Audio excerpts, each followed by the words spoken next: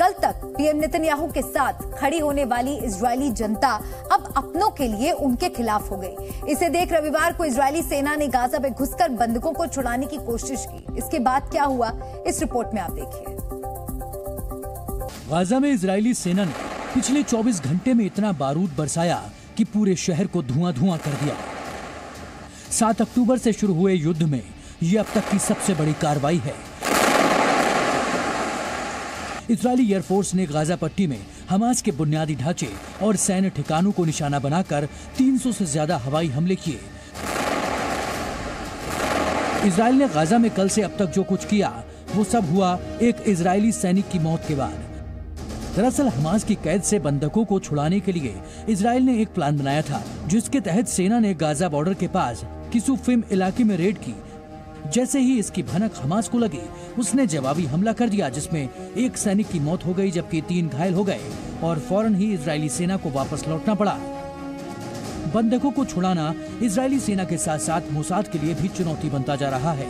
एक तरफ हमास है जो बंधकों को छोड़ने के लिए तैयार नहीं है, तो अब इजरायल में भी पीएम नेतन्याहू के खिलाफ आवाज बुलंद होने लगी है। हमास के हमले को 17 दिन बीत चुके हैं और हर गुजरते दिन के साथ इन लोगों के सब्र का बांध टूटने लगा है। आज भी भारी संख्या में लोग तेल अवीव की सड़कों पर उतरे और अपने परिवार के लोगों को हमास के कब्जे से वापस लाने की मांग रखी।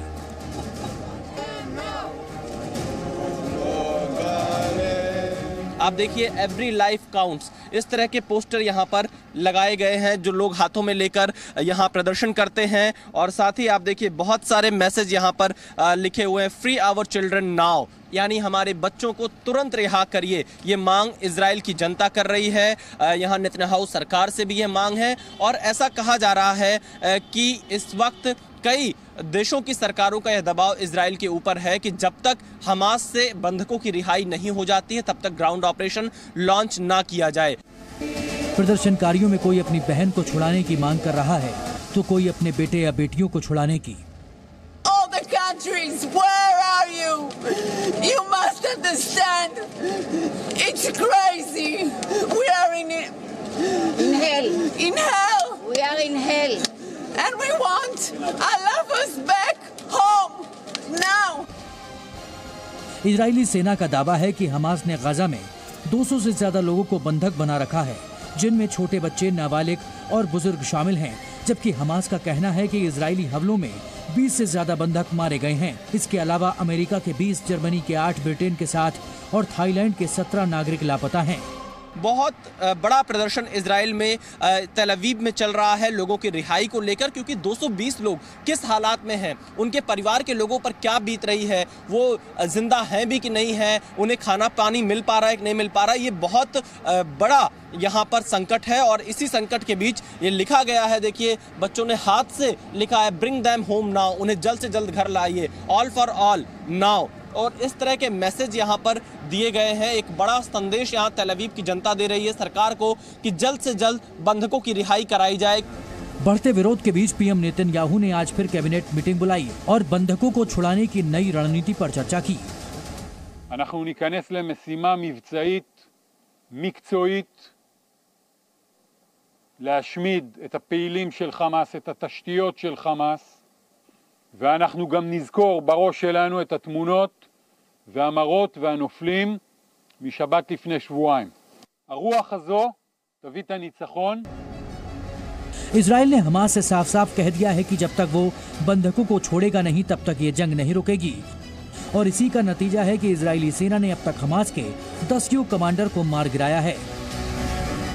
नुकबा सेना का मुख्य कमांडर अली कदी, खान यूनिस में नुकबा फोर्स का कमांडर बिलाल अल कादर, हमास की एयरफोर्स का चीफ अबू मुराद, हमास की नेवी का कमांडर अकरम हिजाजी, दक्षिण जिले का हमास कमांडर मुइताज ईद, हमास का वित्त मंत्री जवाद अबू शम्माला, हमास का वरिष्ठ सदस्य जकारिया अबू मामार, सेंट्रल डिवीजन का कमांडर इमाम Naufal, anti guided missile group का प्रमुख मोहम्मद अब्दुल्ला। कमांडर मारे जा रहे हैं। इजरायली सेना लगातार गाजा पर बमबारी कर रही है। पूरा का पूरा शहर मलबे में तब्दील हो चुका है, लेकिन हमास पीछे हटने को तैयार नहीं है और वो बंधकों के बदले अपने आतंकियों को छोड़ने की मांग पर अड़ा है। अब देखना होगा कि नेतन्याहू इस विरोध और हमास की सोच का क्या तोड़ निकालते हैं। तेल अवीव से विशाल पांडे के साथ ब्यूरो रिपोर्ट, जी मीडिया। बंधकों को छुड़ाने के लिए इजरायली सेना ने गाजा बॉर्डर पर डेरा डाल रखा है, लेकिन गाजा में घुसकर बंधकों को छुड़ाना इतना आसान नहीं है। इसकी बड़ी वजह है गाजा के नीचे फैला हमास का सुरंग नेटवर्क, जो करीब 500 किलोमीटर लंबा है और इन सुरंगों के एक्सेस पॉइंट इमारतों, स्कूलों और मस्जिदों में है। ये सुरंगें गाजा के घनी आबादी वाले इलाकों के नीचे बनी हुई है। ऐसे में वहां सेना का घुसकर अटैक करना आसान नहीं है।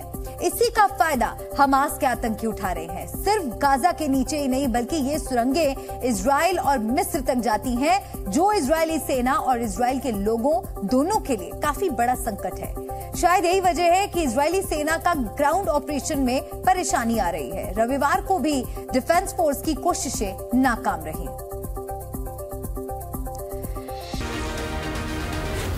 जी न्यूज़।